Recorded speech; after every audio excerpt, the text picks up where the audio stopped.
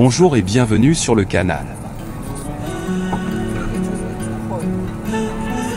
Dernier jour de notre voyage à travers l'Alsace et la forêt noire, où la forêt noire semble vouloir nous dire au revoir avec un peu de pluie, mais cela n'empêchera pas que nous profitions de cette journée, comme dans les jours précédents.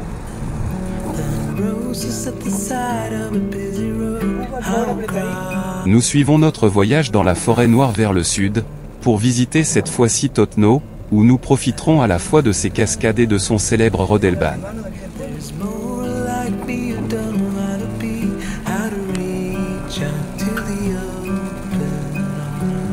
À Totno, qui a environ 5000 habitants, nous accédons par la vallée de la rivière Oise, et dans lequel, malgré la pluie, vous profitez de la conduite, avec une végétation verte partout où vous regardez.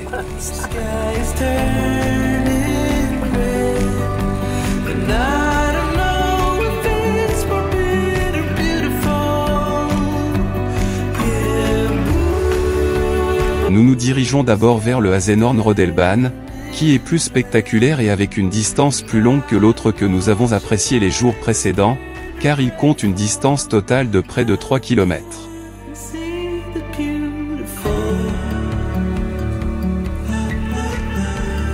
Il a un prix jusqu'à 15 ans de 11 €, télésiège inclus pour la montée, et 13 € pour les plus âgés, également avec télésiège inclus.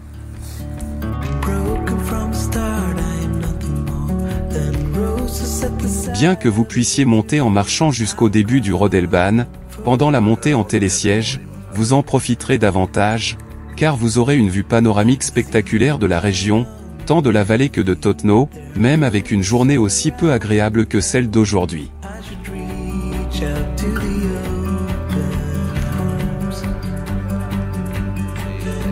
Nous avons certainement recommandé cette attraction, dans laquelle nous avons pu enregistrer uniquement la vidéo de la montée sur le télésiège, car la caméra que nous portions n'était pas résistante à l'eau et nous avons oublié la boîte de protection, de sorte que lorsque nous avons commencé à descendre, la caméra ne fonctionnait pas.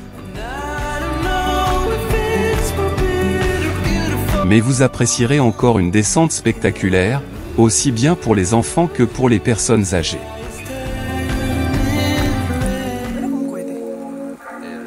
La visite suivante, une fois que la caméra de l'humidité a été récupérée, est allée à la cascade de Totno, à laquelle vous pouvez facilement accéder en voiture jusqu'au début de la route, où vous disposerez d'un grand parking gratuit.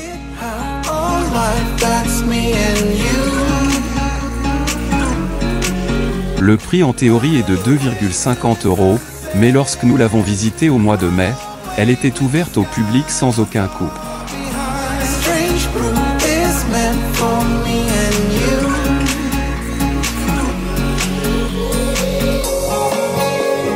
On arrive à la cascade par une agréable promenade, entourée de la végétation typique de la forêt noire.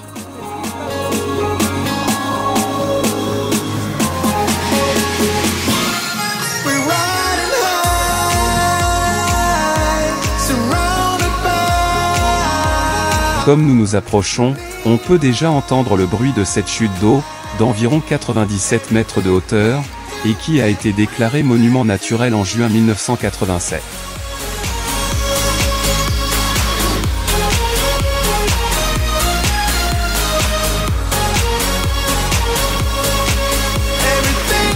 La cascade est spectaculaire aussi bien de son bas que de son sommet, à laquelle on peut monter par des sentiers qui se trouvent des deux côtés, et elle est particulièrement digne d'être admirée au printemps pendant le dégel de la neige.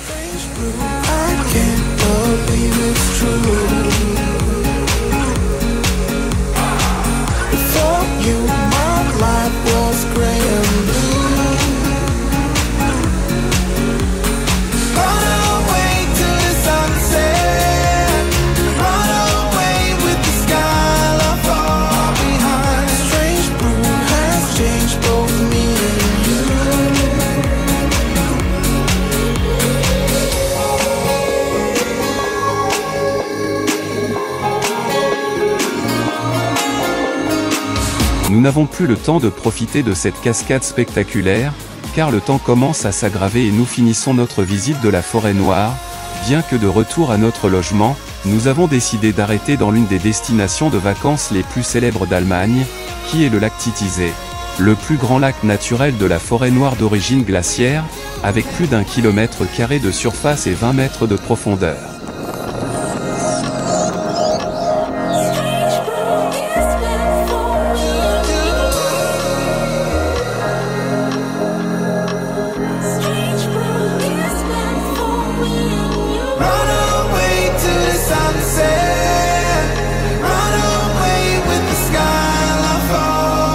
Comme le mauvais temps se poursuit et la pluie tombe de plus en plus, ici si nous finissons notre visite dans la forêt noire, dont nous avons tant apprécié et dans laquelle la météorologie nous a donné une trêve jusqu'à aujourd'hui.